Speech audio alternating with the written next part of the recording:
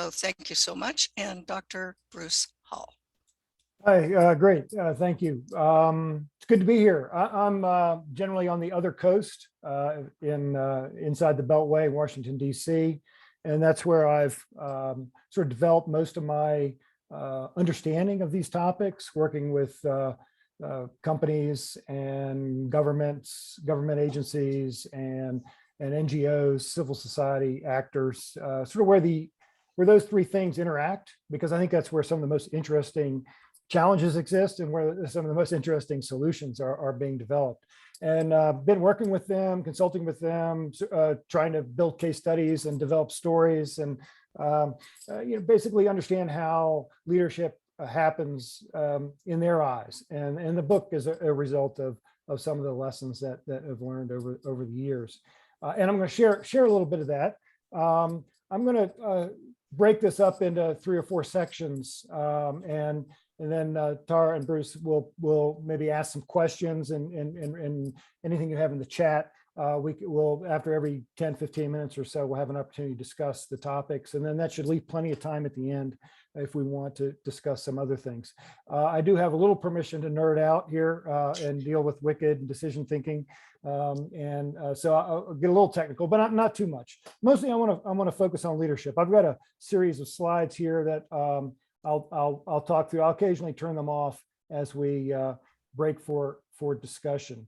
I just want to share with you my sort of overarching premise. This is an assumption that I have that we pretty much know how to solve most of today's pressing challenges. We've got the technology, we've got the economic policy, we've got we've got everything we need. We've got the government fixes. We know how to change the system. The solutions are out there. We just need to scale them up. And the challenge, though, is that means systems change. That means that we've got to change whole systems. All these problems, these wicked problems, some of the most pressing challenges for the next couple decades require some kind of systemic change, major change, and that's no easy task. But again, I'm quite optimistic that the tools are out there, the solutions are out there. In particular, what we need is leadership, right? Yes, we can use more technology. Yes, we can use more policy and governance levers and market fixes. But the real thing we need is leadership. And this is a community. I'm speaking to the choir here, a leadership community. So let me then dig into what I mean by leadership and hopefully do it in a way that engenders a little discussion. Leadership, like sustainability, like wicked, like all these terms, is very contested. And I define it 3 ways. And I'm going to emphasize these in some detail here today. Leadership as the person, some characteristics of the individual, leadership as outcomes, things that denote when leadership has occurred, and I think most importantly, leadership as practices. So I'm going to begin by talking about leadership as a person. This is the way we often think about leadership. This is the leader-follower model, very traditional model of leadership. So there's somebody who is in charge because of either their position or because of their personality. They're able to mobilize the followers to get things done. Often that authority comes from position or power or budget or votes or something like that. Location in the corner office, it might come from gender and color of skin or whatever, but it's a characteristic of the person. And likewise, that personality. Is it charisma, great communication skills? And I think while this is important, I think it's the least important attribute of leadership for wicked problems, and it potentially even gets in the way. And that's what I want to talk about a little bit more. But first, I want to explore with you in sort of a fun way some characteristics of a leader. And I want you to be thinking about what makes a good leader. What are the characteristics of the leader? And just where would you place like the very worst characteristics of the leader? Where are the worst outcomes going to occur? In which quadrant? If the leader from brilliant to stupid on one dimension and lazy to diligent on the other, where would you place the worst outcomes? Many of us would place it down in the lower right quadrant because the world is full of examples of bad ideas well executed. We've got a lot of bad ideas and we've executed them very well, and that often has created some of the problems that we confront today. But the more interesting question here is what's like the best outcome? Sometimes we tend to think that it's up here where somebody who has a vision of the future, knows the problem, able to see what needs fixing, and is a very dedicated, believes in themselves to get things done. But I would argue that that's very problematic for sort of today's challenges, and actually better outcomes might occur when somebody's not quite as involved, kind of laid back, delegates a bit, lets other people solve the problems. Especially, when you think about the wicked problems of today, they really need to be co-constructed. Nobody has the answer. We have to define them collectively. We have to find the solutions collectively. So somebody who doesn't come in with the answer and lets others decide, they might actually produce the best leadership outcomes, the best solutions by far. Let me just reframe this example with changing just a couple words here. So I've just changed the x-axis from lazy and diligent to collaborative and authoritarian. And again, probably bad things happen down in this corner, but good things happen up here, over here, and we can think certainly of situations in some cultures, in some countries, where it happens over here. So it really depends on the situation, but I'm leaning over here for the wicked problems that have to be co-constructed and co-defined by the actors. So even though I don't think this attribute, the positional and personality attribute, is the most important, many of us think it is, and I want to poke a little bit more at it, and ask you to think here for a moment of a characteristic of a leader, of somebody who did something good, changed your life, changed an organization, changed a system. What is a quality, a personal quality of that person? And how might you nurture that quality? I think as aspiring leaders, as practitioners of social change, as change agents, we're constantly asking ourselves this question. I hear some voices. Is somebody asking me a question, or maybe it's just background noise? I'll keep going. There are, you're professionals, you study this, what is leadership?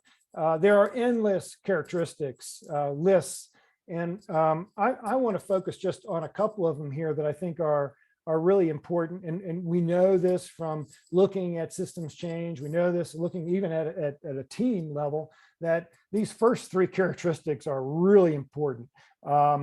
Especially for wicked problems, that don't have easy solutions. We have to be continually curious and willing and humble enough to fail, and kind to other people who are going to fail as we muddle our way through.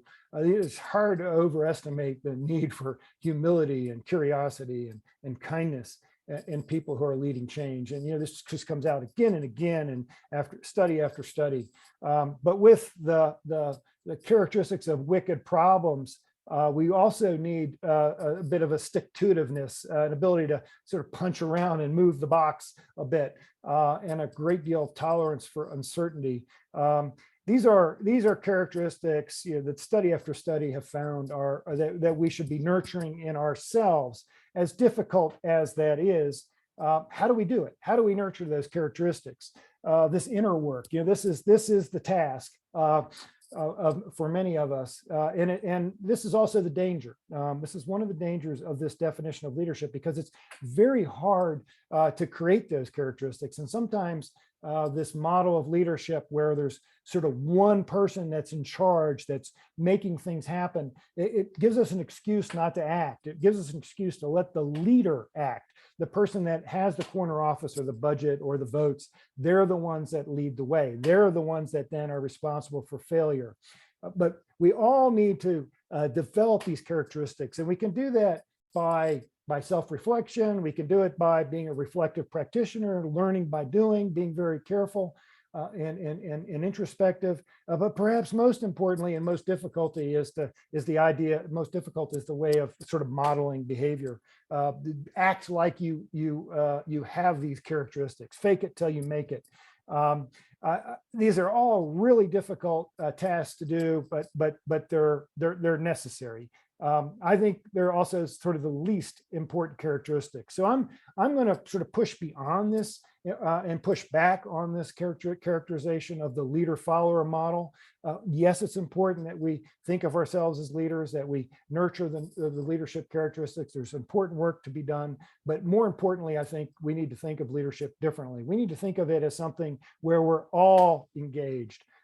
The wicked challenges of climate change, of social innovation, of inequity, of education, these are systemic, require systems changes. And that means we all have to lead from where we are. So we need a very different definition of leadership.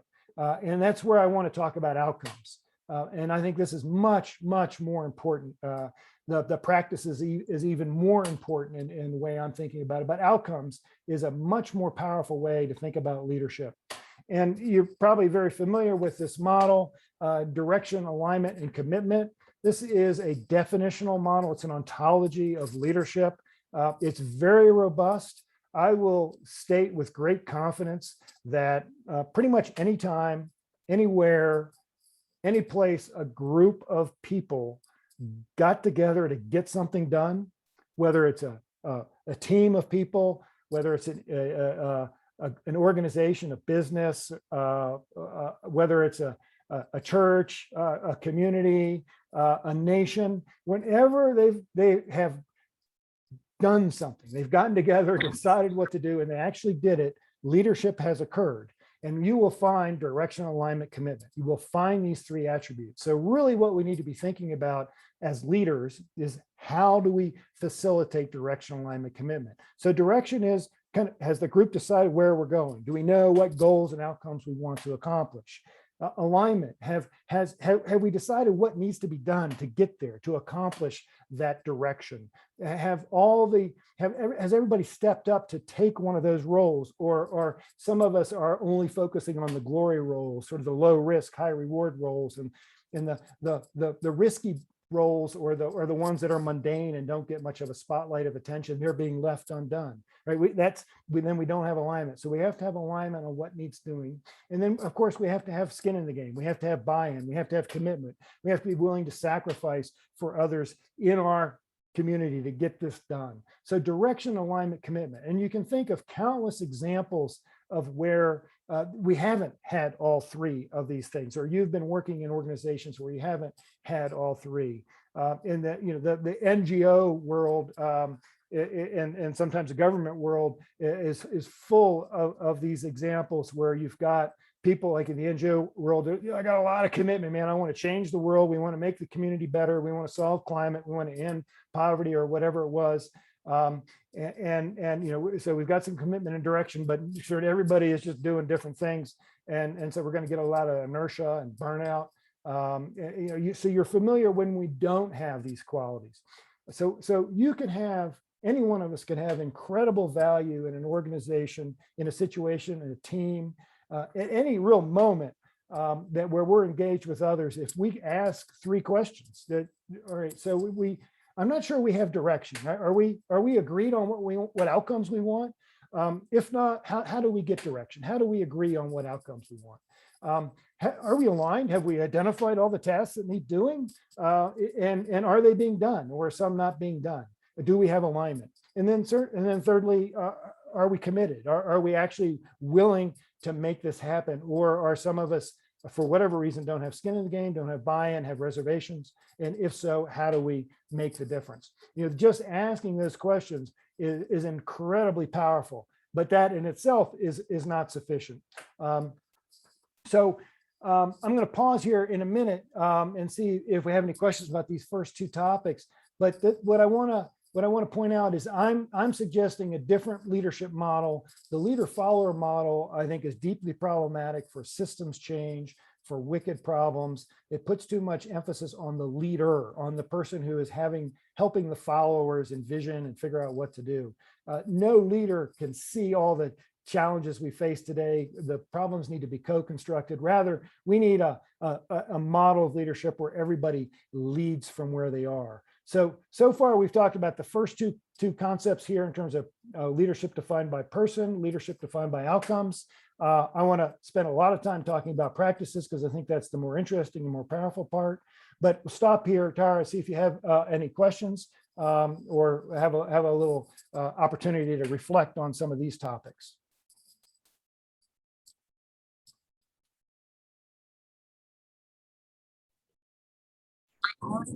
Gotta find my release here. We did have a question from Bob Barrett that said, on your leadership model there, do you need a third axis from open to rigid?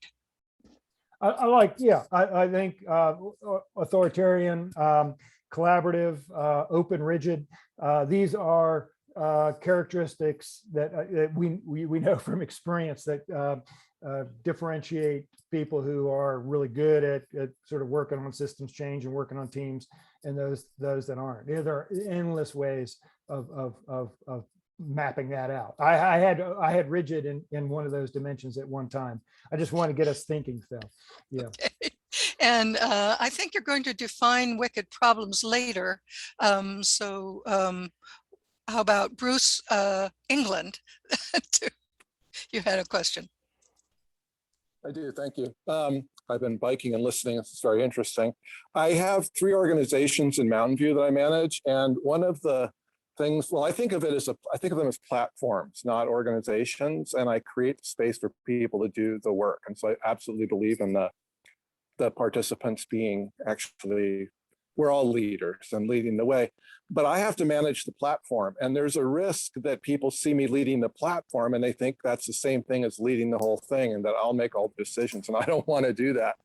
And I keep pushing back and reminding them and creating opportunities. But, you know, it is a challenge that I face. And I wonder what do you think about that? And if others who are here have had similar experiences? Yeah, I'll since I've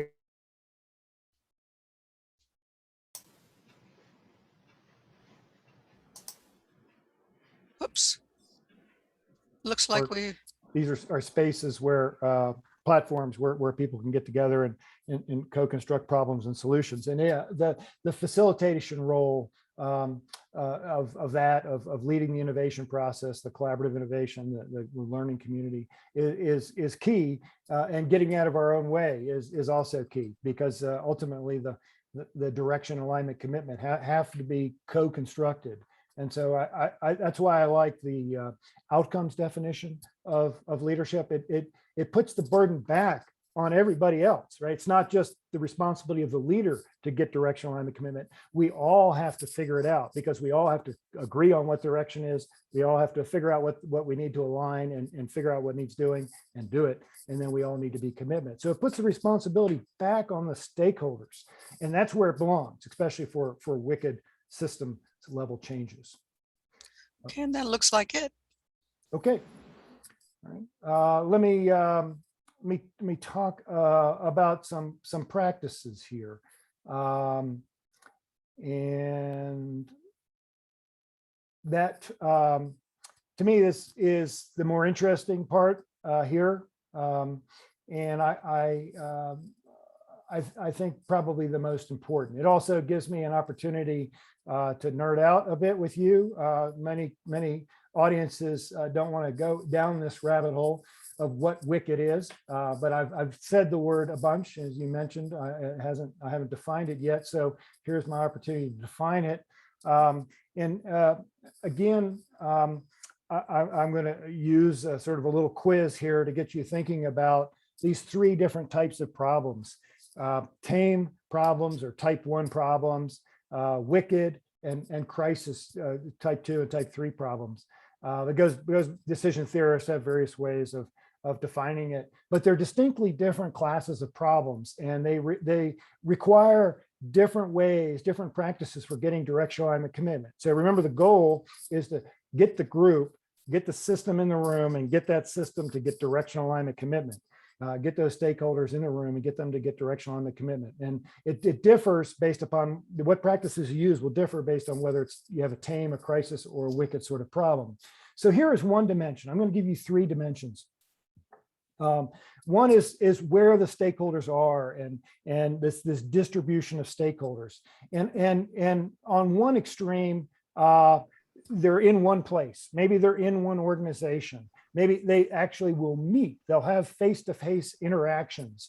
And there's somebody who has perhaps authority, positional authority over them, maybe a paycheck or disciplinary authority. And they pretty much know they're there because they share this common interest. They know what to do.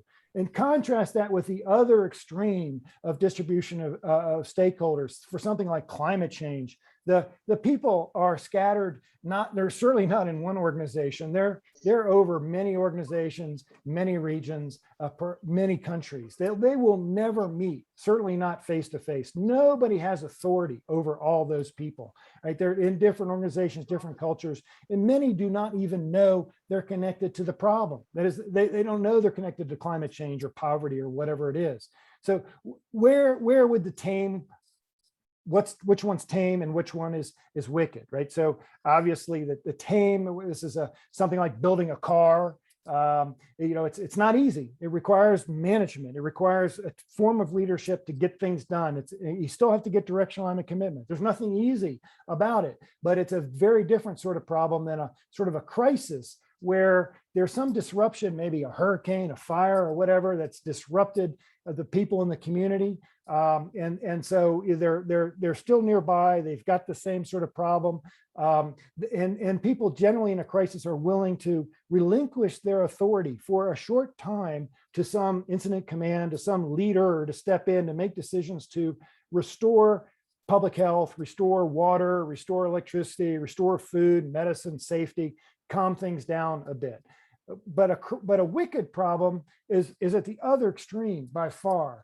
Things like climate change. No one is going to give up authority to let the climate czar tell us what to do, or the poverty czar, or the innovation czar, or whatever it is. We're not going to give up authority to that person. So we have very different class of problems in terms of the distribution of the stakeholders. So here's another dimension, which is uncertainty.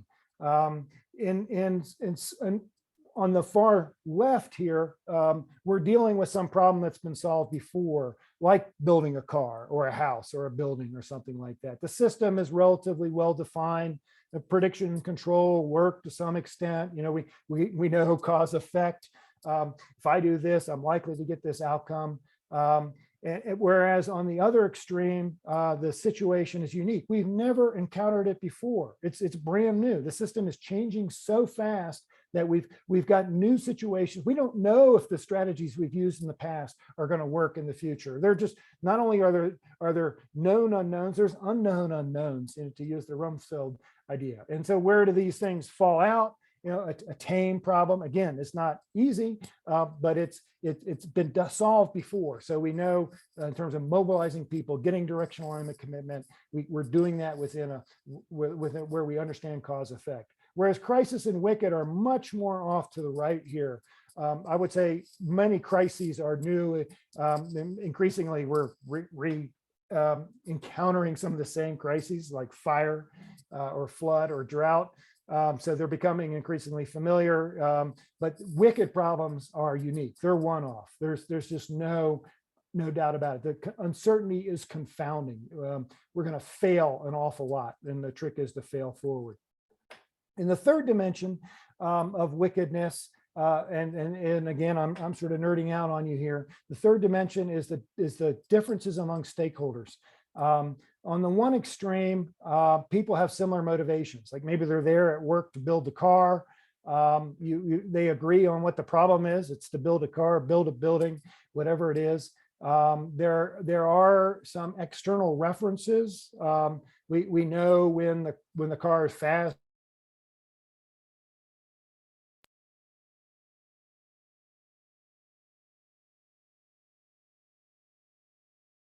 refer to some other authority outside of the human condition to define the optimum.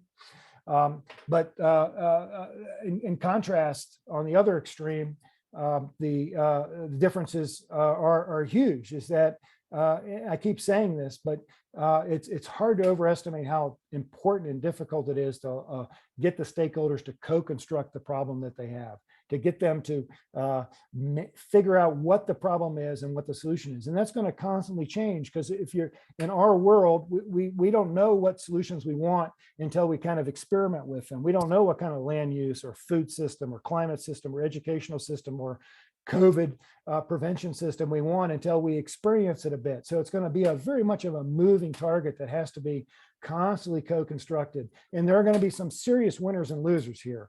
There's no win-win solution for many of these. They're tragic sort of problems. And certainly science cannot come to the rescue. There's no external reference that says when the most money has been made or when the most health has been defined. And so again, the spectrum here obviously is from tame to wicked, this is what makes wicked so difficult. So that's why the practices that I want to talk about here in a few minutes are so critical. These leadership practices for wicked problems. We have to figure out how to connect people who will never meet. No one has authority over them. They don't even know they're connected to the problem. That's what we have to do to solve some of these wicked problems. We have to collaborate across really massive differences, different agendas, different personalities, different cultures in many ways. And then we need to adapt to confounding uncertainty, constant change, and learn how to fail forward. So those are the practices we need. And then as a way of unpacking some of that, I'm offering a bit of a laundry list, if you will, here. Things that sometimes we don't think of as leadership practices, but my goal here today is to get you to think of leadership as, first of all, the outcomes, direction, alignment, commitment. How do we get direction, alignment, commitment? And then secondly, what are the practices that lead to direction, alignment, commitment? And these are practices. We don't oftentimes think about these as leadership practices, but I'm convinced that they are. You can see this in the work of many people who are affecting change, systems change. And the book that was mentioned earlier basically is a toolbox and a storybook. It's a toolbox. It has all these listed in there, and then there's stories. And I'm going to tell a few of those stories in a minute, but I want to pause and again ask to see if there are any questions or comments so we can unpack wicked and let's nerd out a bit. What do you got, Tara? So no questions in our chat? You have any things you like clarified? I'm not seeing any hands up. Oh, where do values appear in this system? Yeah, well, values are critically embedded in the what I will call the need to collaborate across differences. That there are differences in paradigms, assumptions, values, worldviews, and certainly in the visions of direction and which future we want to create. Yeah, the differences among values is more pronounced in wicked problems, obviously, because the stakeholders are more different. They're scattered across cultures, across organizations, and everybody's coming to it with a different agenda. And the most profound thing to realize is with wicked problems that are unique and no one has experienced the future that's being created, many people don't know their values. They really don't know what world they want to create. So they've got to learn by doing. They literally have to learn their values. Think about that with city planning and urban design or immigration, or certainly adaptation to climate change, or some kind of innovation of a new product, a new food system, or a new app or something. People don't, they don't know what they want and until they encounter it, use it, and then they can figure out how to respond to it, as we're doing with social media and governance now. These are very much evolving targets, and values very much evolve with them. Anything else? It looked like there was a follow-up question there in the chat, Tara. See, Brian has her hand raised. You got something you like to? Hang on one second. Bob did expand on what he was meaning there. He said, I was meaning what to do when values inevitably cannot be brought into alignment in the time that we have. Yeah, well, that is the challenge. Because they have to be compromised or collaborated enough in order to get direction alignment commitment. And so what are some of the tools of reframing, of boundary spanning, of working through differences, of the ladder of inference, of overcoming conflict? There are a number of tools that we can deal with. I'm going to give an example of using identity management as a way to deal with this challenge in a few moments, and one of the examples of practice. Yeah, this is obviously one of the challenges of leadership, is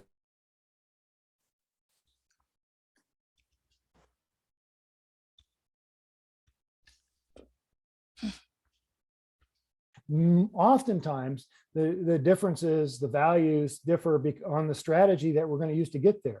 And again, if you just think about it from a climate change perspective,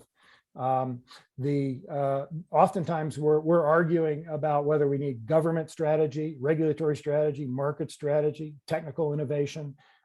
We're all very vested in different solutions. So we're not really arguing about the problem or the future direction we want. Often we end up arguing about the strategy. We differ. Our values differ on the strategy. So yeah, absolutely. Those are the challenges of leadership. We have a couple of other questions, Brian Kaczynski and then Marita Grudson. Yeah, I recently read a book that the premise was that the important leadership skills never change. And they gave some pretty good examples throughout history. I'd have to go back and revisit that, but I'm suspecting that is probably most focused on the personal leadership. But it does beg the question in my mind, do you think wicked problems are new to humanity, or at least maybe accelerating, and they're more often? How does that play together? Yeah, so two great points. There are countless treatises on what makes a leader, what are the personality characteristics, and whether you're born with them, or somehow you had some formative experiences. This used to English people, the Winston Churchill or Margaret Thatcher. These leaders are born, and can we learn those things? There are lots of examples, I think, of what it takes to be those sorts of people. But I don't think that's the question for wicked problems. The question is how we all can participate in the leadership practices that develop direction alignment commitment. It reframes the question, the idea of thinking about the outcomes being direction alignment commitment, and then the practices that get there invite us all to participate and put the responsibility back on us, not on the leader whose vision or personality didn't get us where we needed to go. And it's their fault. It's not our fault. We need to put it back on us. Yes, there are endless treaties of what are those characteristics and whether they've remained stable over time. I prefer the characteristics that are emerging more recently about being kind, being humble, being curious. These seem to be characteristics of people who are effective at leading and participating in systems change. So is wicked a new phenomena? No. I think we've had problems where there have been differences of opinion, where no one's had authority over all the people that need to agree, and where the system is dynamic, that we don't know.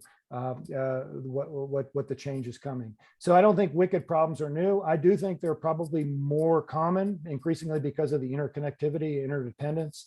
Changes are rippling back and forth across supply chains and from one community to another. So uncertainty is higher than it's ever been. We are accelerating. If you look at trends, pretty much any kind of economic trend, governance trend, demographic trend, environmental trend, they're all arcing upward dramatically. We are in the era of the great acceleration, or the Anthropocene, some call it. So the situations are dramatically different today. Arguably, we've had it pretty easy in the Holocene in the last 12, 15,000 years, when we built civilization, when we learned to read and write, when the prophets and we invented capitalism and democracy and roads and urbanization and agriculture, all the things upon which civilization is built. It was pretty stable. The climate was stable, the environment was stable, it worked. And now it's different. So yeah, I do think we're in the era of more and more wickedness because of the accelerating change, because of the interconnectivity, because of the differences that are being accentuated among people, perhaps by network propaganda loops and other kinds of things that are isolating us more and more. So yeah, I do think the challenges are greater. Okay, and Marita, if you would unmute, and you had a question. Marita? Yes, Yes. thank you. Okay. I'm trying to visualize this process from the standpoint of gathering potential collaborators. And it seems as though it would be important to be able to describe the issue from different points of view in order to bring those collaborators together and not use one focused definition. Does that seem appropriate? I mean, for example, climate. If you're working in a certain part, I live in San Jose. If you're working in a certain region, it seems as though you need to be able to include positive outcomes for different groups of people. Whether it's business or whether it's elders or whether it's families, you need to be able to name that in different ways. Am I correct? Or is it better to go with a simple statement of why you're gathering people?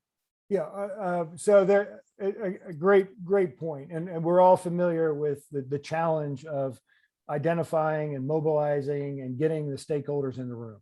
It's a huge challenge. And how do we do that when we without over defining the problem such that it alienates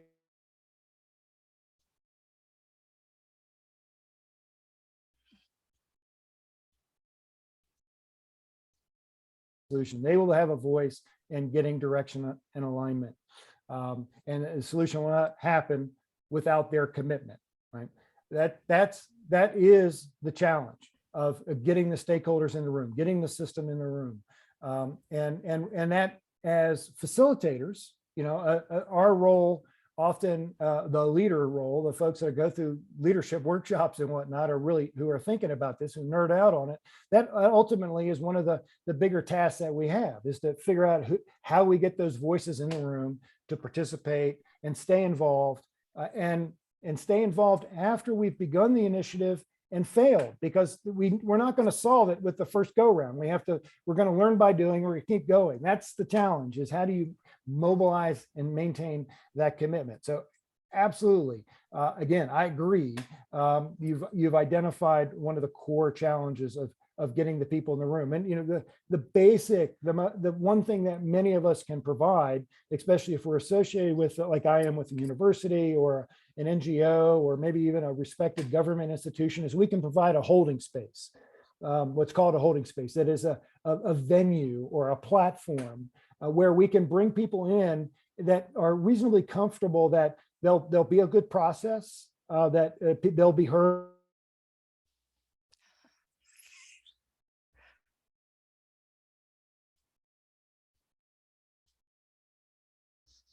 A predetermined agenda. There's not a predetermined outcome. We just want people to come in and say, yes, decide, announce, and defend. No, we want to have a holding space. So creating that safe holding space or a platform. We do have a couple more questions. I don't know, Bruce, whether you want to continue or take these questions That's now. reasonably respected. Sorry, Tara, what? Oh, I beg your pardon. We have a couple of other questions. Do you want to continue or take these questions now? Let me give you a couple examples, and then we'll come back to those questions. How about that? Okay, that's good. So let me give a few quick examples and see what this generates in your minds here. So I'm going to here are some of the practices that I listed before, and I got a few examples for that I'm going to give. I'm going to start with the managing identity one, and I think this follows on some of the questions that you've asked about overcoming differences and mobilizing people that don't necessarily agree. And the emphasis here is that facts basically don't matter. In much of the world that we work, we're not going to convince anybody with facts. And the example I want to give is food. It doesn't have to be food. It can be poverty. It can be a new innovation, a new app. It can be education, inequality. It can be anything. But here, this is a common situation where we're worried about how we're going to feed a wealthier and more populous world.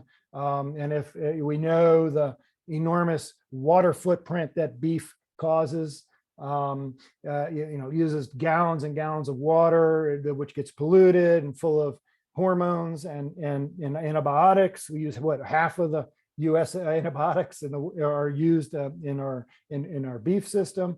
It has a huge land footprint, right? There's endless biodiversity. It has to be sacrificed in order to graze and grow the corn for these things that are terribly inefficient.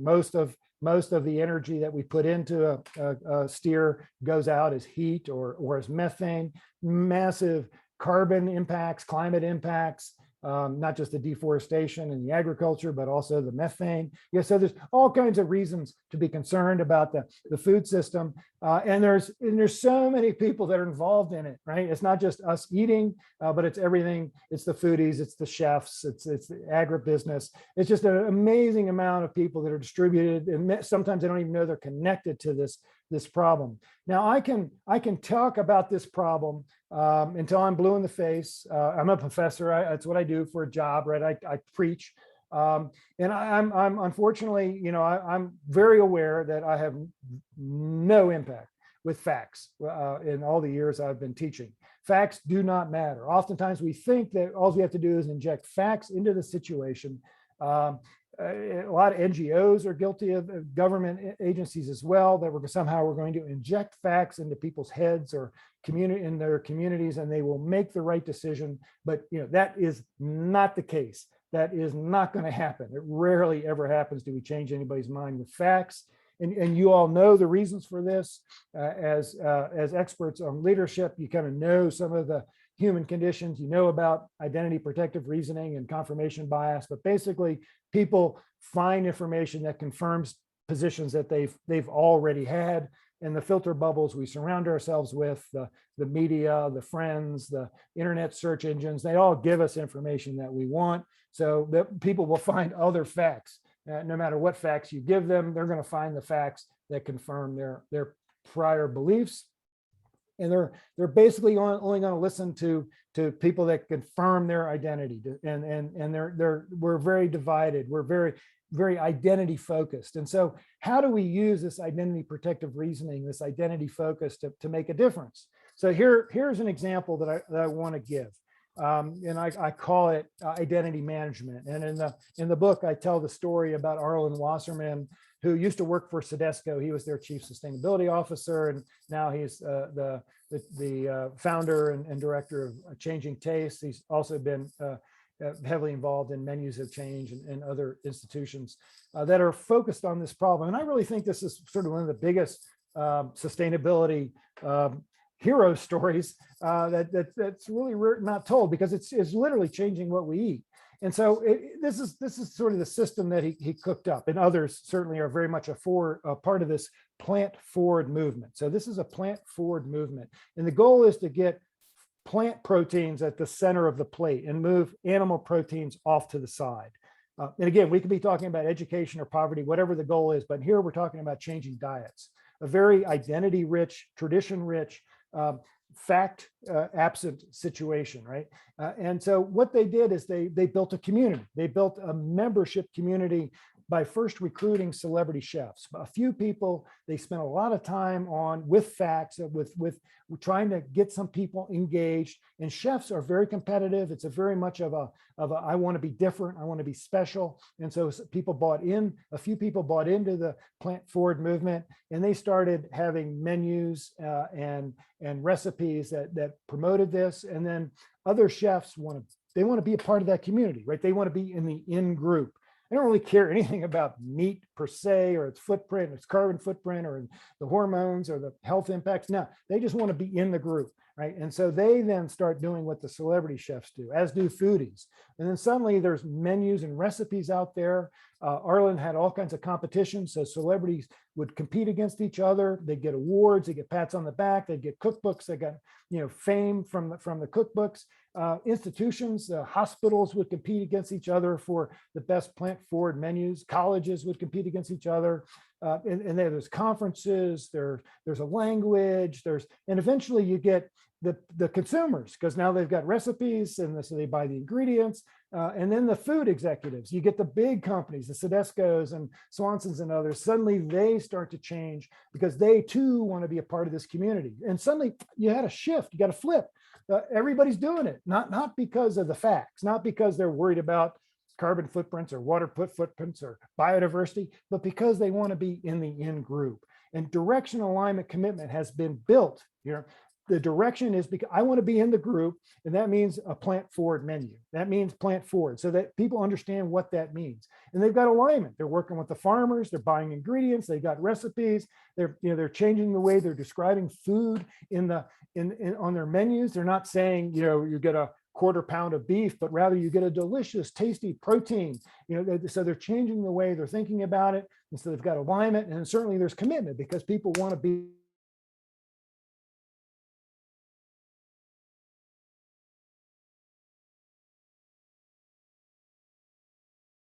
Many of us don't see it. We don't even know we're connected to it, but we're buying into it. And you can see the advent or the growth of that, not just in vegetarian and other kinds of cuisines, but also Impossible Burgers and meat that's made in the test tube and what have you. It's just a dramatic change that's emerged.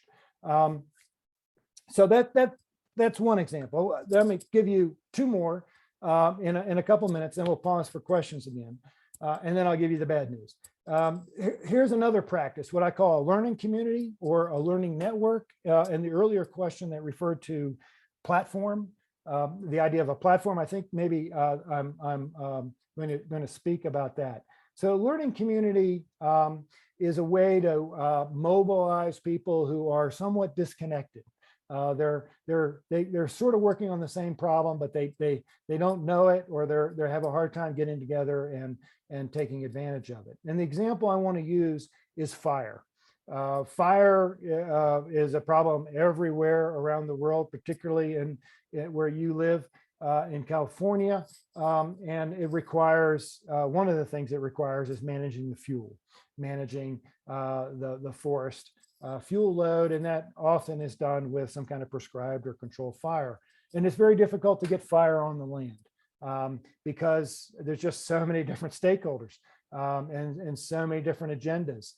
It's not just laws and regulations, but it goes all the way down to highway officials who don't want to have the traffic conditions endangered because people can't see to drive because of where the wind is blowing the smoke. And certainly health, there's a lot of particulate matter, as you know, that happens in the prescribed fire and certainly happens in wildfire. So there's just countless people that need to be involved. And as a result, inertia takes hold and not much gets done, right? Not much gets done. So here, there's what's the Fire Learning Network is an old group. And it's just an example of a learning community that I want to share with you. It's a very powerful way to engender change and get directional alignment commitment. And I'm going to speak about it in terms of fire, but recognize it applies to so many other situations. In the lower left here, we have sort of people who are working in the same region. They're working at the same place. They're focused on getting fire on one piece of land or in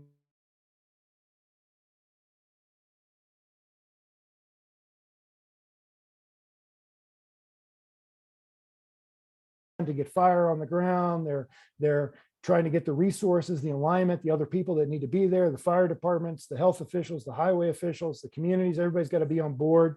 And then they want to have the best technology possible, but they're working together, and they need to be brought together, those stakeholders. And then there's another level up geographically and socially, that is the region. It might be the state, it might be the sort of the biome, the ecological system that has similar characteristics. And those people have a lot of information that they could share back with the local folks, right? And there's information that and networking that can help solve local problems. And then of course, at the national level, there's even more information and even more networking. And what the goal is of a learning community is to build this platform that shares information. You ask a question of the community and the practitioners. You ask it of fellow practitioners. You're not asking it of an academic, of a scientist, of a government official. You're asking it of people that are on the ground solving the problem. Hey, has anybody solved this problem before? Right? Has anybody used this piece of equipment? Or how do you fix this piece of equipment? Or how do I get some feedback on what I've been doing? You've done it in your region. Can you tell me how to do it in my region? Or maybe even a coach, maybe somebody from the regional network can come into your neighborhood, into your group and say, hey, this is how we've solved the problem in the past, right? You did this. It might not work for you, but it might help you to know how we solved the problem. And so I can be a coach or a mentor. And I might even be able to know who works in the network that's sort of standing in the way, who's objecting or who not paying enough attention to the situation and not allowing it to happen. And somebody in my network may be able to move that person, remove that obstacle. And maybe as importantly, we build some confidence because we're learning from each other. Hey, I solved a problem like that, and I got it to work. You can too. Right. And we know one of the biggest obstacles to leadership and change is self-efficacy, is the belief that we can actually make a difference. And the more stories we have that we can share about how others have solved similar problems, the more empowered we are as individuals in our group and our collective to go and try to solve the problem as well. So again, think about it through the outcomes, think about it through the direction, alignment, commitment perspective of leadership. To get fire on the land, how do we get the fire? What do we want to do? When do we want to do it? Where are we going to do it? That's getting the direction, getting other people's advice on how to do it. And success stories builds commitment. And then alignment. You work on the network, you figure out who needs to be involved, everywhere from the highway officials to the health officials to the community, to the landowners, to the government officials, get alignment. So again, this community of practice, this learning community, this community of learners, learning community, goes by lots of different names, produces a very powerful outcome. So that's example 2. I got one more example I want to quickly give you, and then we'll pause for questions. And this one is using transparency and accountability. And this is one we're all familiar with this because we all use labels. We all buy things that are sustainable or green or Energy Star or whatever it is. And here the context is energy. or water. If you want to deal with the energy system, energy efficiency or water efficiency or whatever, we pretty much need to target the buildings, because buildings are by far the largest users of energy, or at least one of the major users of energy. And we have the technology, to solve this. Most buildings new buildings can go actually not just energy neutral, but they could actually put energy back on the grid. This is actually the building where I work in, just outside of DC. And it's a lead, whatever. But how do we change that system? How do we get the buildings to change? And given there's so many different stakeholders that need to be involved.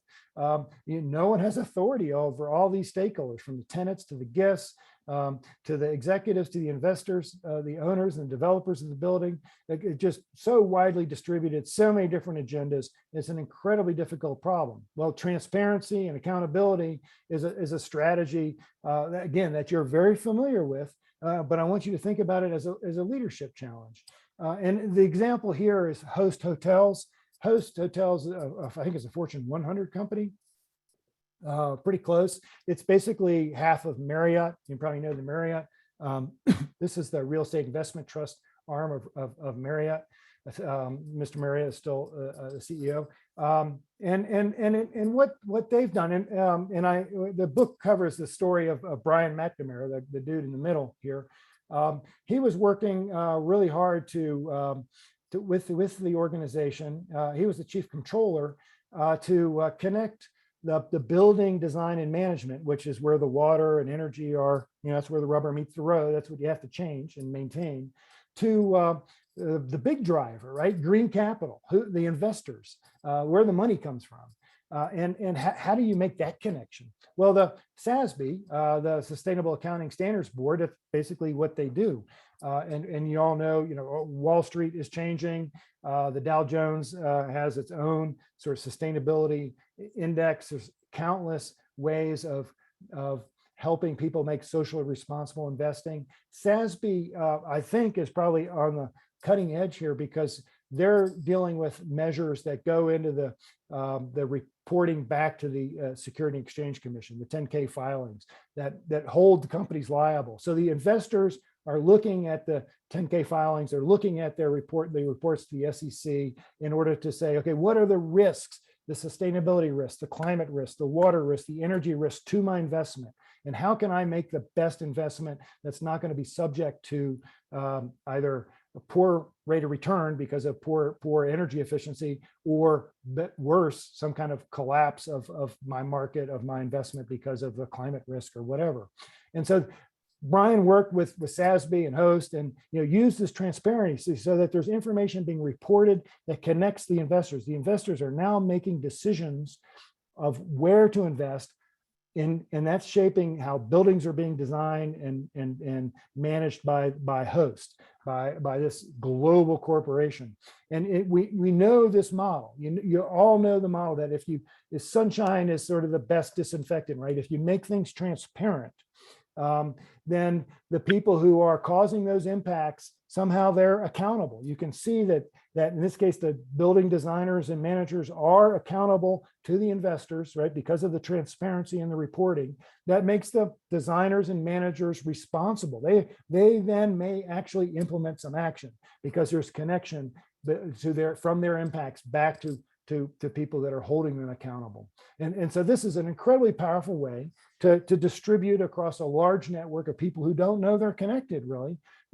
Directional alignment commitment. The direction, clearly, energy efficiency, climate resiliency, lower risk, a higher rate of return, lower chance of failure, alignment, what produces it? How do you connect the actual building design and management back to the investment strategy? And then commitment, right? This is a job. This is money that's being funneled. These are billions of dollars that are moving around because of transparency to shape the way we manage and think about the world. So the commitment is there. So I've just skimmed through with the fire hose 3 examples: the learning community example, the accountability and transparency example, and then I started with the food and managing identity and don't use facts example. So with that, before I want to ask a few more opportunity for questions, and then I'm going to come back and I've got a few other things I just sort of the bad news, if you will, or the big questions of the day that I want to share with you. And then we have more time at the end for even more Q&A, but any Q&A on these examples. Tara, anything in the chat or in your own mind that you'd like to delve into a little bit? Well, we have a couple of other things not directly related to what you just said, but going back into your leadership issues, talking about when wicked and crisis types of problems overlap, and as climate worsens, how does that affect the leadership when they're overlapping in those kinds of ways? Yeah, well, we certainly do see more crises related to climate. If drought and fire and storms are climate-induced crises, and the crises, though, the solutions are often short-term. They're fear motivated. It's a security-driven motive. It's to get public safety, health back online. Energy, water, utilities, public safety, what have you. It doesn't treat the problem. So the crises, the solutions to crises often don't attack the problem. Wicked problems are wicked in part because we're dealing with the causes of the crises. In the case of climate change, it's how do we mitigate climate, and that is in turn the cause of some of the crises. So they're related conceptually, but the wicked problems tend to focus more on the root causes, which makes them all the more difficult. And we had another question on how Ken Blanchard's situational leadership kind of fits in with some of the things you were talking about for working together in the situations. You have a little different model than he does. Yeah, I'm not sure I understand. Somebody was just asking about how Blanchard's situational leadership model fits into your model. Yeah, I have to go back and look. Honestly, yeah. Okay. The Blanchard model doesn't spring to mind. It should. Yeah, no, it's I've got it here somewhere. Yeah. Well, I think it's more immediately applicable in situations than you're looking at a much broader scope than he seems to be. Well, yeah, at least from my understanding of it. So well, the goal here. And I have to go back and look and see what his model is exactly, but I'm being very situational specific. That is, the goal is the outcomes. That's where we need to focus our attention. How do you get direction, alignment, commitment? That's the question we always need to ask as folks that are concerned about leadership. How do we get direction, alignment, commitment? And how we do that differs dramatically from situation to situation. Right? So and I've in the very superficial way I've treated it here, I've just differentiated between tame, crisis, and wicked situations. But within each of those, within each tame situation, within each car company or building company, whatever, that are dealing with tame problems, there are countless different situations that require different practices to get direction, alignment, commitment. Likewise, in the wicked realm, there are countless different situations require different practices to get direction, alignment, commitment. But what I'm trying to get us to think about is, first of all, let's focus on getting the outcomes, direction, alignment, commitment, and then what practices work in the situation we're in. And so let's focus on practices. I think that's the most important lesson that I do with my consulting and with my teaching is to help people think, what are the practices I need? And it's not necessarily my trait, my humility or my kindness that matters most. What matters most is how do we pull the stakeholders together to get direction, alignment, commitment, and those practices are going to differ from situation to situation. So those are the right questions, I think. Yeah. And let's see, Bill Hilton has a question. You've got your hand raised, Bill. If you'll unmute.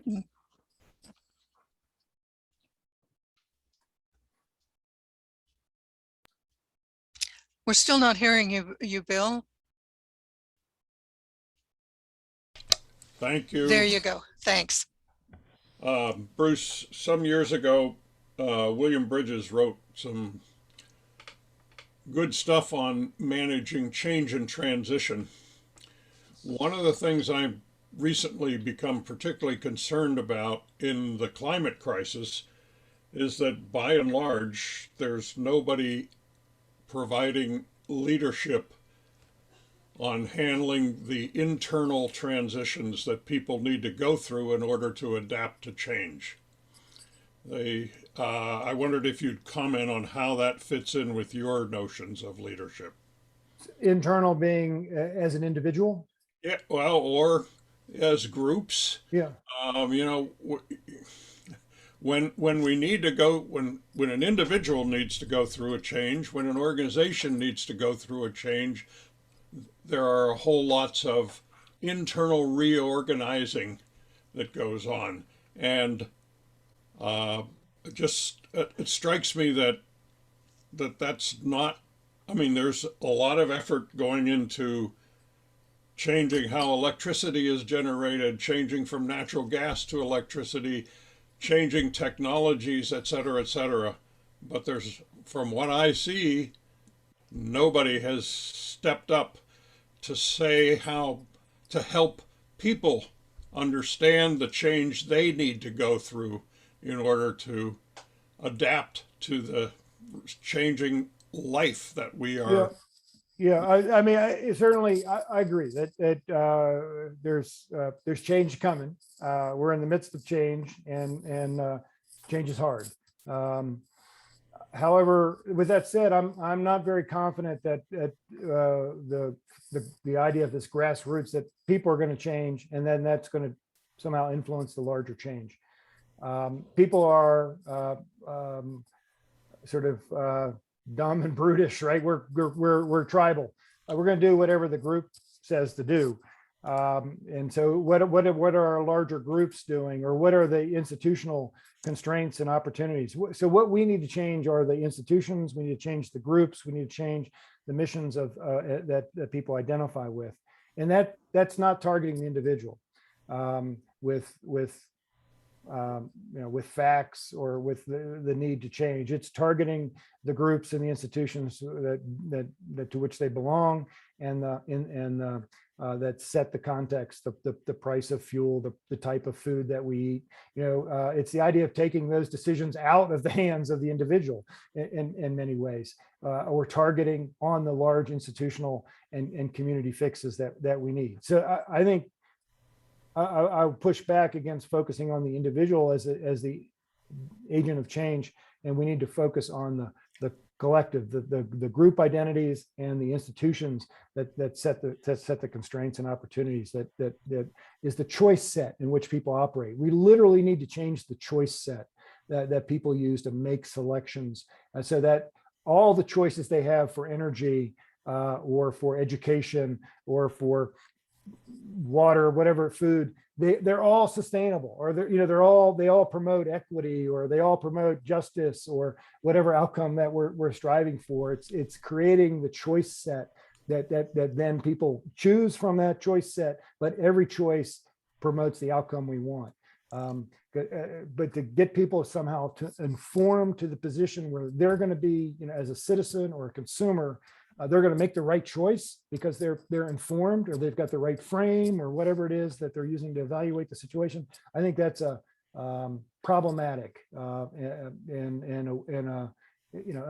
don't want to discourage it, but I don't think it's the path to the solution. Rather, we got to go up a level to the institutional change that changes the choice set that then people make. And so you wouldn't see it as being important to address the resistance that I see by so many people around climate change. You just put them in a new box and they have to do as best they can. Yeah, and even create choices that they make because it's economically or identity rewarding to them, and they engage in practices. The most effective way to change people's values is to have them do stuff. They start practicing, they start behaving in a certain way, and then they look back and say, oh, I'm doing this, I must like it. right? I must support it. What are the values and conditions behind it? And then my values will change to support my behavior. So what we need to focus on for things like climate or poverty or inequity is to change the choice set, right? That's the leadership challenge. It's an institutional leadership challenge, and it's going to happen where business, civil society, and government intersect, right? That's it. It just sounds a lot more, what you're saying sounds a lot more like management than way I think of leadership, but thank you very much. Okay. Okay, and we have Gail. Bruce, did you have a question that you wanted to pose? You had your hand up. Sigrid had a question in the chat. I wanted you to see. Oh, okay. I'll take Sigrid because she was up before Gail, and then Gail. Okay, so then Sigrid had a posting here for how do you think the youth of the world is impacting change, such as Fridays for Future, and what effect do you think those kinds of movements might have on institutions? Yeah, I tend to, I'm going to be unpopular here 2 times in a row. Yeah, I mean, I support youth. I was one, got kids, you know, and we can count hopefully on the next generation to solve problems created by other generations that have already come. But I think the impact is small. Working on the values and identities of the youth, we can have change, individual change, same kind of question I was talking about last time in the individual, but they're fleeting, right? And kids change. So I mean, I love environmental education. You know, I think it's important. I think awareness building, all this kind of stuff. But when push comes to shove, when identity really starts to kick in, when jobs and family and career and success and capitalism and all this stuff starts kicking in, you know, we all tend to make choices based on the choice set we're presented. And so I think, yes, we need to work on educating the young and inculcating them with values that we think are appropriate. That's an important part of tradition, of culture. Of being a parent, a teacher, whatever. So yes, I'm not speaking against that, but as a lever for change, for institutional change, I think it's almost a cop-out to put it on the next generation. And I don't think it'll work. I don't think it'll last. It won't stick. We need to focus on the institutions that determine our choices. We need to focus on the choice set, modifying the choice set. Okay, Gail, if you'd unmute. Yeah, if someone covered this, I apologize. Could you Okay. please talk about the reaction to the COVID and getting the recalcitrant getting vaccinated, and what leadership skills were missing to get those nice folks vaccinated? Thank you. Yeah, let's pick an easy one here. Thanks, Gail. COVID is fascinating from a leadership perspective because it held out so much promise of, you know, common problem, people willing to sacrifice, of science expertise, defining the problem, coming to the rescue, and you know, sort of follow the science, if you will. But we've seen that it sort of worked. The trends have reversed, if you will. We're not coming together. We're not willing to sacrifice. We're less confident in science and expertise. So I think COVID demonstrates some of the many failures of leadership, particularly relying a lot on expertise and facts, and you know, rather than identity and behavior. And I also think COVID demonstrates how we're not going to come together on a problem because somebody tells us it's important. We've got to co-construct the problem. We've got to agree on what's the balance that we're willing to accept as a community between health and prosperity, personal health, community health, physical health, and prosperity, being out of work, being masked up, whatever. We really haven't had that discussion, and so I think that it's been, from my perspective, sort of, it illustrates some flaws of how we're thinking about leadership and defining what the problem is and what the role of expertise is. Basically, we got to get the people in the room, we got to get the system in the room, and you got to agree, get those people to agree, get direction, alignment, commitment on what they want to do, and then do that. Right? It may not be the scientific thing, it may not be the right thing, but it's whatever they can agree to do. That's what we need to do, and that's the challenge: is getting direction, alignment, commitment. And we did not work well getting direction, alignment, commitment for COVID. So Thank you. I think And it illustrates lots of problems. Sorry, boy, 3 unpopular things in a row. All right. well, maybe we'll try for 4. Barb Yeah. Singleton. If you'll... There, you're unmuted. I do see a hand up with Gail. Yeah, Is she before me? Is she before me? she just was on. I just removed a hand. Sorry, okay. Hello, everyone. I'm just gonna throw out a hello, Bruce England, because I'm a Mountain View bike rider. I'll contact you later. Dr. Bruce Hull. I just want to comment on a couple of things I've heard, and they're going to be jumbled, but on the youth participating in climate change, and I'm not an expert in climate change. I'm a draftee of Debbie Mitel's. But Greta Thunberg, I don't even know how to say her name properly. Yeah, Greta works. I think she's a first name basis for most of us. Yeah. Okay.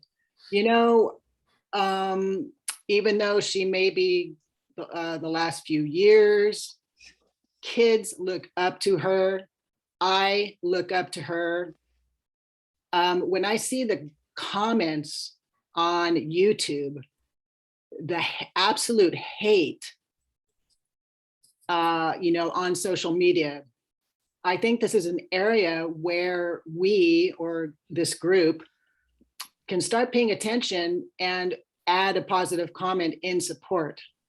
There's not enough positive comments of support to people out there doing the work. When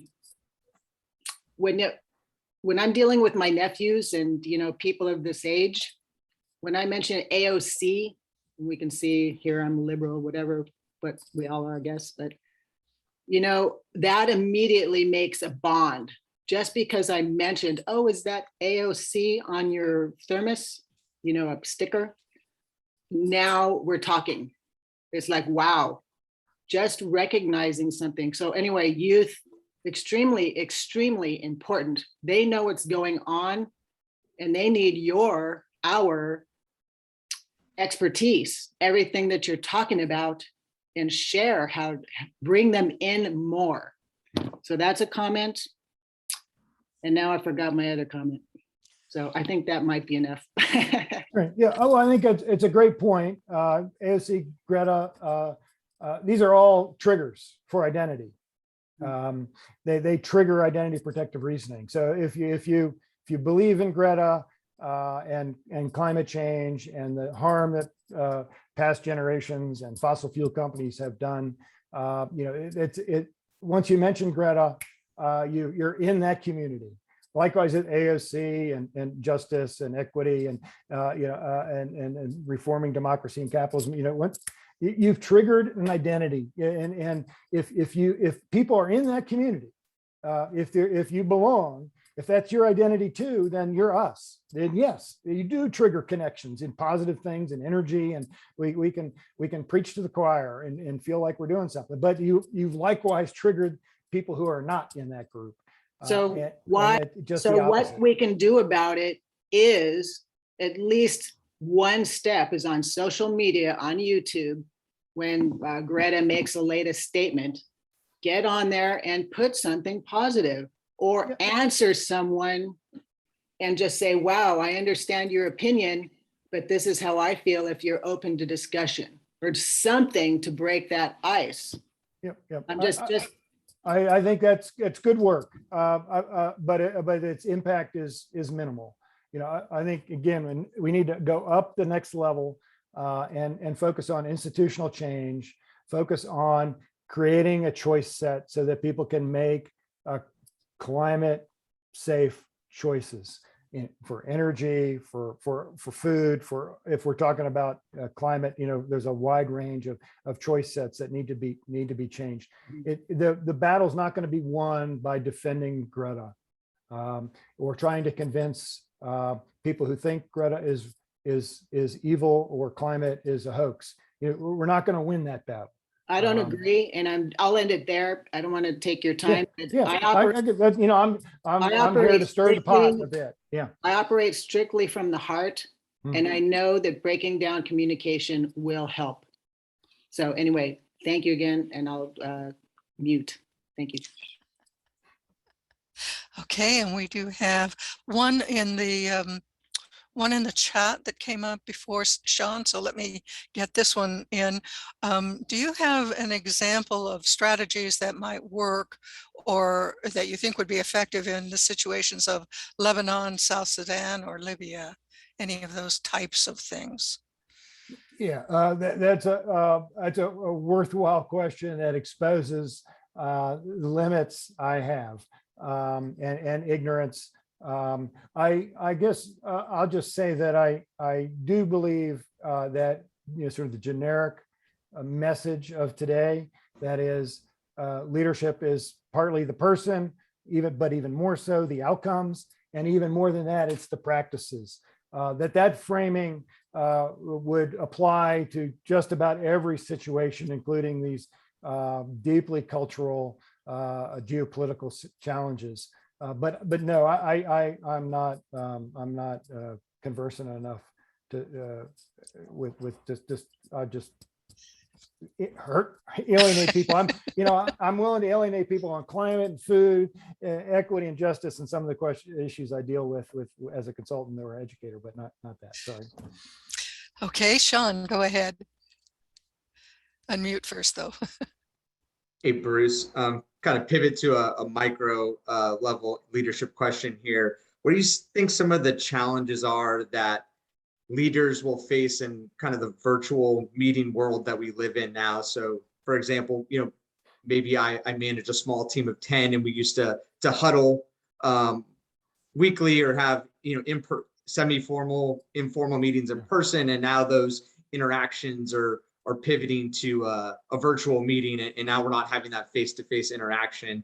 I think some of our best leaders have a presence about them or a cadence in their dialogue that can be effective to their team. So I was just curious, kind of in that virtual world now, what are some of the challenges that leaders will face? Yeah, another great question. Again, just tweak it to focus on leadership outcomes. How do we get direction, alignment, commitment? What practices lead to that in the virtual world?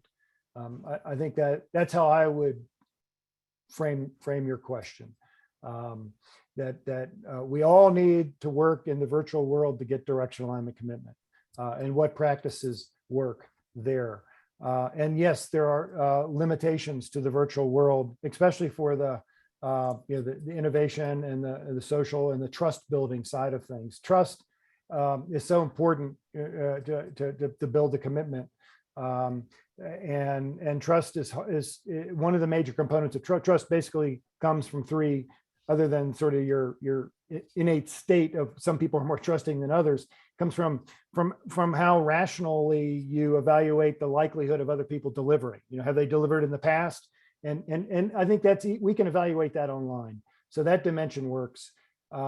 Is the process fair, open? You know, is the process correctable? That's a third dimension of trust. And we can also manage that really well online. We can have processes that let everybody be heard, that exhaust the conversation, if you will, that don't dominate and privilege a few. So you can manage the rational dimension of trust and the process dimension of trust. What you can't really do as well as this affinity, the liking people, building the social bonds in relationship, and that that comes over a beer, or sharing that you have the same hobby, or you live in the same neighborhood, or you have similarities.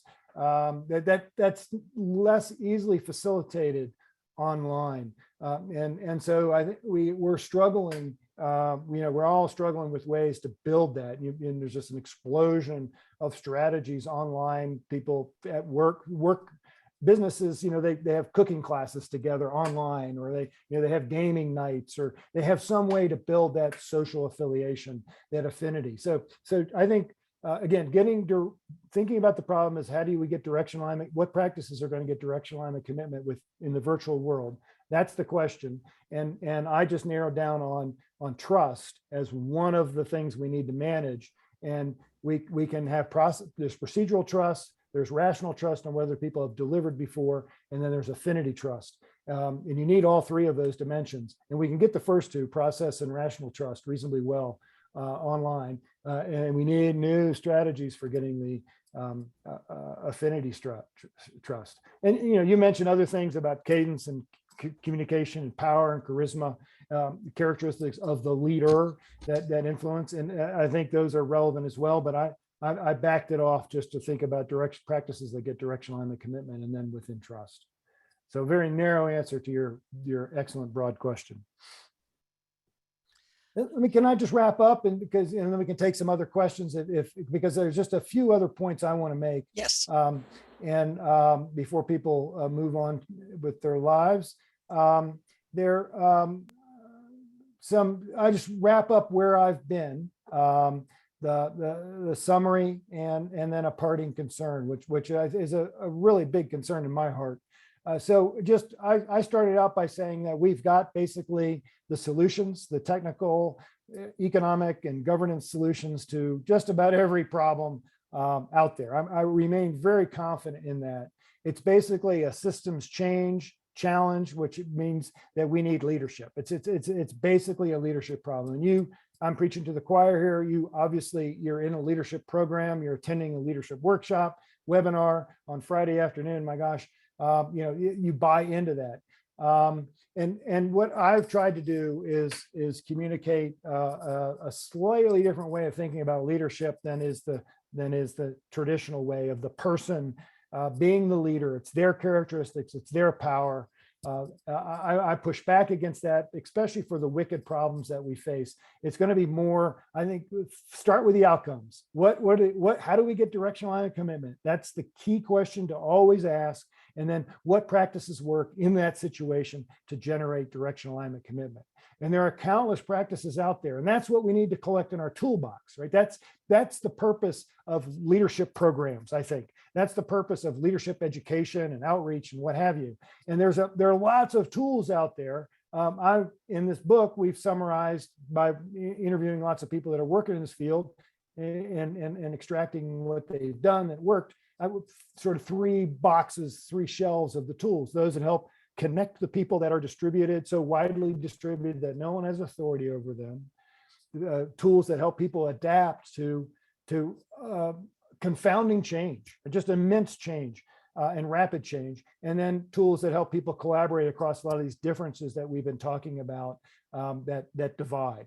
And so those are the tools that we need to collect and practice and reflect on and share in meetings like this. And I've given you 3 examples today. But that, to me, that's the easy work, right? It's not easy, but it's easier, than this big challenge that we face. We've hinted at this, I think, in some of our discussions today, that maybe we've never been rational, but we've always been irrational. We live in an irrational world. Passion and polarization and tribalism, these are human conditions, but they seem accelerated or accentuated or more divisive than they've ever been. And so what does the leadership mean? What do these leadership practices and notions that we're also concerned about mean in this increasingly irrational, if not post-rational world? And we're obviously polarized. We've talked about COVID and climate. These are very polarizing topics. We're increasingly tribal in that as soon as you mentioned a trigger like Greta, people go into their camps or AOC, and they're not going to listen to any fact or anything that you post online. They're just going to defend their case and their people, right? We are so tribal now. We have alternative facts and conspiracy theories. We've lost trust in our institutions, particularly expertise, right? The idea of science and expertise and rationality solving problems, that's gone out the door with alternative facts and conspiracism. People are willing to throw their institutions under the bus. Other scientists are willing to throw their institution of science under the bus because they're worried that climate is going to destroy capitalism or something. There's just so much conspiracy theory, so many alternative facts, and then these network propaganda loops that create sort of isolate us and radicalize us because they reward us for only speaking to our own kind.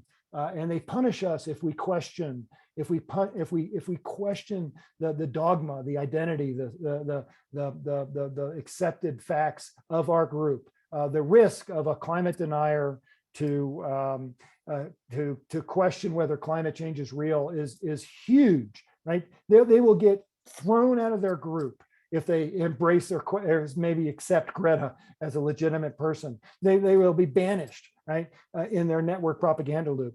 But the risk of being wrong about climate, of not turning off the lights or not buying green energy, the risk of them, impacting the larger climate impact, the climate deal is small. So their risk is small to actually do something right about climate, but their risk of alienating themselves from their group is huge. That's what the network propaganda loops do. These are massive challenges, this post-rational world that sort of throw, I think, a lot of what we accept as of leadership in the open, into question. And we probably need different ways of thinking about leadership in this world. And I would love your ideas on how to think about this. But that's where I wanted to end up. I just wanted to sort of summarize. Leadership is position, it's the person to some extent, but let's not focus on that. Focus instead on the outcomes. Number 2, right? That's the big one. And then what practices work in those outcomes to produce those outcomes in the situation you're in. That's the question. That's the way to think about leadership. And then what does it mean to be in this post-rational, irrational world? I'd love your thoughts on any of this. So I want to open it back up. We've got a couple of minutes before you guys go and break. Yep, and we have a question from Brian Krasinski. Go ahead, Brian. I actually have a comment on that last section about the world being polarized and facts not meaning anything because of the new definition of alternative facts. And you stated it very well. So I just wanted to make a plug that a leadership Mountain View project was studying something called America in One Room. It was put together by a group at Stanford. And it was a pretty elaborate thing. They took polarizing subjects and they gave data to people and they created a safe place for them to come together and try to have a discussion, because we're not having discussions, right? We're defending our positions. And I believe they were successful at least getting people to move a little closer to center. So that project has spilled over to, at least the Leadership Mountain View part is early in November, co-sponsored by Leadership Mountain View and the League of Women Voters. They're going to have Stanford talk about what they did with America in One Room.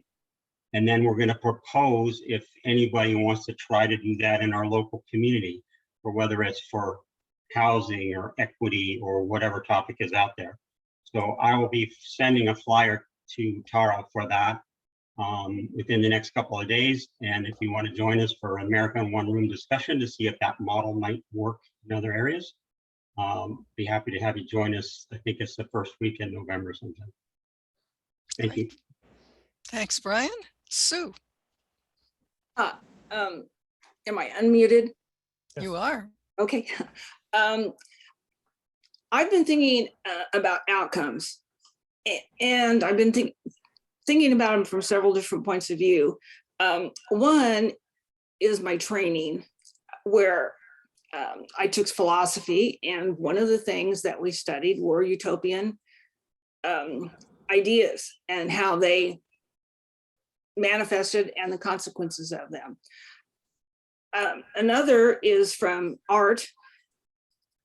I want to see us facilitate in some ways what we see as the place that we want to live.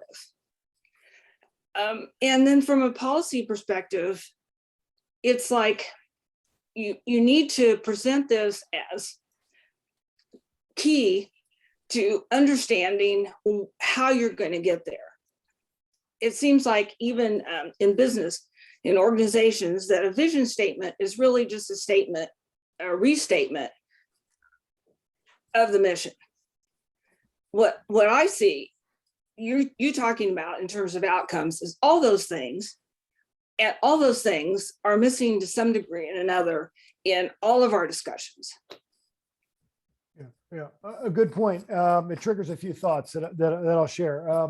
This idea of a utopian vision of where we want to live in the future, or the power of art to evidence what that might look like, or the gap between now and then. You know, that's all very helpful in terms of thinking about getting direction, right? Because it points out where we might want to go, or at least it begins that conversation. So clearly, these visions are powerful, are very powerful, particularly the ones that help expose the gap between where we are now and where we might want to live in the future.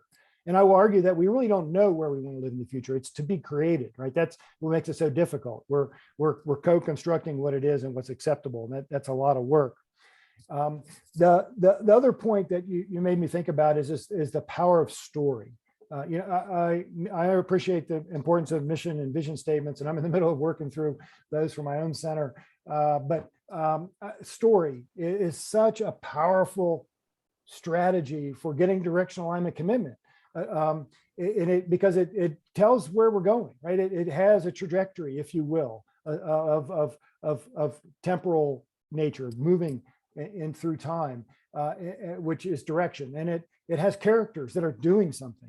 And so there's alignment. You say, okay, I know these things need to be done, and I know where I can't do that, but I can do this other thing. So, and then it builds commitment because you can see the gap between now and then. So the power of story in connecting people who aren't otherwise face to face. If you've got a story that can be told, it builds a directional alignment commitment across a very diverse set of stakeholders. The story is an incredibly powerful leadership tool. Yeah, within an organization, across organizations, within society. Yeah. Do you have a story? Do you have a story that you can tune us into? Yeah, well, I have many stories. That story depends on the organization, but my big narrative that I try to tell and tell in the book is what is the breakthrough story, the breakthrough narrative. And I won't elaborate on it other than we have a couple of major narratives in our culture. One is that progress will happen automatically. Growth is good. Development is development. There's really unquestioning, and there's very little questioning of environmental constraints or some of the equity issues. And that's a very dominant narrative. And then there's sort of a counter narrative, which is what I call the declinist narrative. And that is that we have to go back. We need to stop. We need, progress is dangerous. We're screwed, basically. It's going to get worse. And a lot of people, increasingly, if you look at the polls among the young people, they're buying into the declinist narrative, and pessimism is a self-fulfilling prophecy. So I think it's a very dangerous story that's being told. And so I go to great pains in the book and in other talks that I give to talk about a breakthrough narrative, because I really think we've got obviously some major challenges over the next 30, 40, 50 years. But if you look at the demographic transition, population trends, you look at the technology, and we've got the technology to solve climate, food, and water, and poverty. It's all there. If we can get through these big challenges, if we can break through them, and we know how to do it, it's leadership is the only thing that's lacking. The future really is amazing. I mean, we're going to be incredibly prosperous. The biodiversity will come back. We'll handle climate and food. It's really, the trends are remarkable if you map them out through the breakthrough narrative. And so that's the bigger story that I try to tell. It's not specific to a community or organization or people. It's just sort of a generic story. Thank you very much. Okay, and Bob. Thank you very much. This has been a very yeasty discussion. We lost you, Bob. Must have hit the mute button. You were there for a while. Okay, I'm sorry. You're back. You're back. I just wanted to say thank you very much to Debbie for inviting me. I haven't been a part of this group, but I have very much enjoyed this discussion. Very yeasty. I am now retired, but used to be a mediator. And one of the things that is very important for mediators is narrative or story creation, and creating stories that allow one side and another side to have their stories validated, but build a bigger story that will encompass them. It's obviously a complicated topic, so I won't go further into it, but there are some very good resources along the way for addressing, Bruce, the problem of tribalism that you talked about.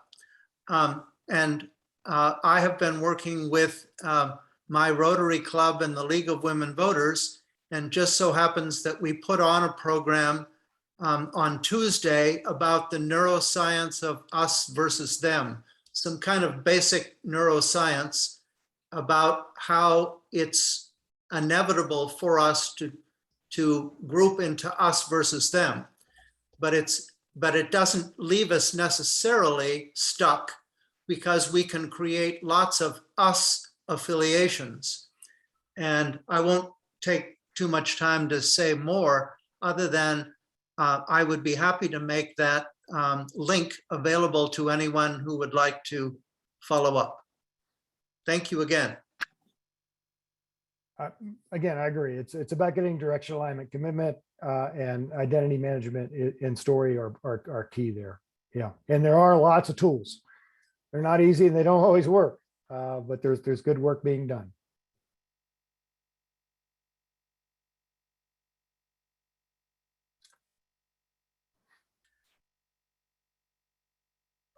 Okay, I think that's all the questions that I see. We have a whole bunch that have kind of looking into discussions. I'm sorry, Bruce, go ahead. There was one from Edwin that was, why is tribalism necessarily a problem? Yeah, I love that question, because I'm working on sort of retooling the center where I work, leadership and global sustainability, around this question of sort of the post-rational or irrational tribal world that we live in. And I think it's clear that there are pros and cons. That is this bit of a two-edged sword. That the tribalism, the passion, the identity protective reasoning, all these things can create quick change. That is, they can bring people together to affect change. And so it is in some ways a positive. And I do think the loss of expertise that is probably a good thing in the long run. That is that we need to recognize that expertise are often wrong. We need to listen to others. And so it's empowering other voices that haven't been empowered before. We're wrestling. We can feel that now with Black Lives Matter and the critique of inequality, the wokeness issues. We're questioning tradition, and that's raising the power of other voices. It's very disorienting for many, but I think in the long run it's better. So I do think the transition, the turmoil and the tribalism has both a good and a bad. It's a two-edged sword, that it can actually lead to change if we, within the tribe, you won't question it, you'll just do it. But even recognizing across tribalism, tribes, and how tribal we are, understanding ourselves, we're forced to be more respectful of other voices, and we're not going to win based on facts. We're going to co-construct the problem by listening and empowering the different voices. Yeah, so it's well, I'm starting to repeat myself. So yeah, I think it's a two-edged sword. Yeah, I agree. It's not all bad. Okay, Bruce Payton.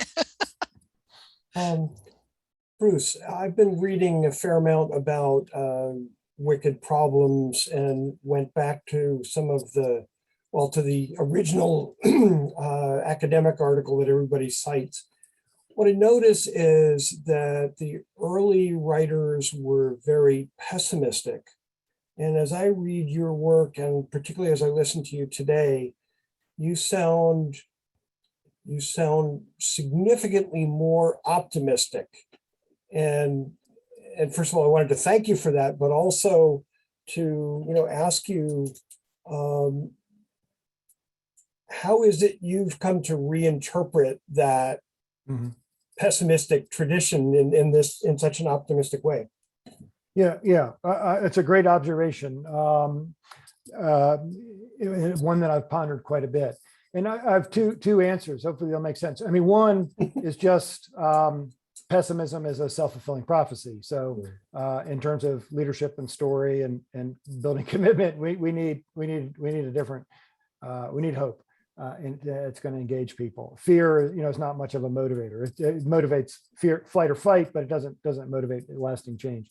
They're just the basic human psychology. Is part of the rationale for the optimistic story. Other is that I actually believe it. It really is just a question of leadership. We've got the tools and solutions and the technologies out there. But the deeper issue here is the literature on wickedness is defined by some serious nerds. I mean, these are analytical folks that are decision theorists. They're thinking about what makes some problems so difficult to solve. And most of that work is definitional, as most academic work is. Here's the problem. We're going to define the problem. We're going to explain wickedness and why it's wicked and why it's so difficult. And that's useful as a first step. You have to identify the problem of wicked problems. But what then the next step, and I think the extent that our work makes any contribution at all, it's saying, okay, so what? I mean, what then do we do? And so we've reframed the wicked problem literature as what then can leadership do to work through that? And that's, those are those three columns of we need to collaborate across differences. We need to connect people who are working in different organizations where people don't have authority, and we need to adapt to confounding uncertainty. And if we break it down into, okay, what do we do about wicked problems? We can find practices that solve each of those three problems. And so that the twist, or the sort of other side of the wicked book, if you will, is that we looked at practices that address wicked problems rather than what most of the literature on wicked problems just focuses on defining the problem. Thank you.